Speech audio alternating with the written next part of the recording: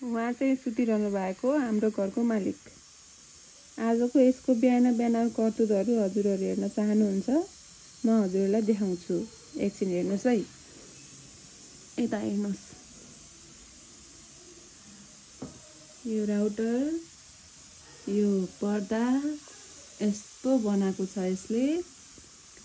अनि यो पर्दा हेर्नुहोस्, यो झरेर ट्याकटुक बनाएको छ, यस्तो बनाएको छ कि यसले।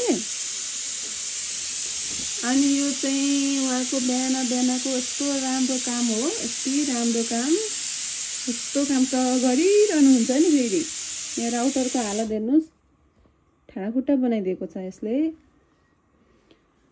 अब यसलाई मैले पिटेको अघि, उयो लाठीले पिटेको, यसले पिटेको। पिट्दा पिट्दा यो दुईटा हातमा पिटे, यसमा पिटे।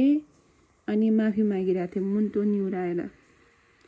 मेरो काखमा आएर लडीबुडी गरेर नपिट भनेर गल्ती स्वीकारेर बस्छ। अब पिटेर यतिसम्म ढल्नु भएको छ। अब फेरि मम्मीलाई, होइन पिन्टु, मम्मीलाई देखाउने कि नै, कहाँ जान लाग्यो? फकाउनै आएको हेर्नुहोस् है, मेरो काखमा आएरै फकाउन आएको। फेरि नपिट्नु रे भनेर फकाउन आउँछ। गल्ती गर्छ, पिट्ने कि नपिट्ने अब यसलाई? अब मम्मीले पिट्नुहुन्छ नि पिन्टुलाई, मम्मीले पिट्नुहुन्छ अब यसलाई। यो यत्तिकै राख्छु म, यत्तिकै राख्छु मम्मी आउँदासम्म। अनि यो देखेपछि अनि फेरि पिट्नुहुन्छ यसलाई। पिट्ने कि नपिट्ने पिन्टुलाई? कति गल्ती गर्छ, पिट्ने कि नपिट्ने? अहिले त पर्दा नै च्यात्यो। अब मम्मी आएपछि पिट्नुपर्छ नि, होइन पिन्टुलाई? ओइ यहाँ ध्यान दि, कहाँ हेरेर बसिरह? ओइ यता ध्यान दि, पिट्नुपर्छ कि नै तँलाई? पिट्ने कि नपिट्ने?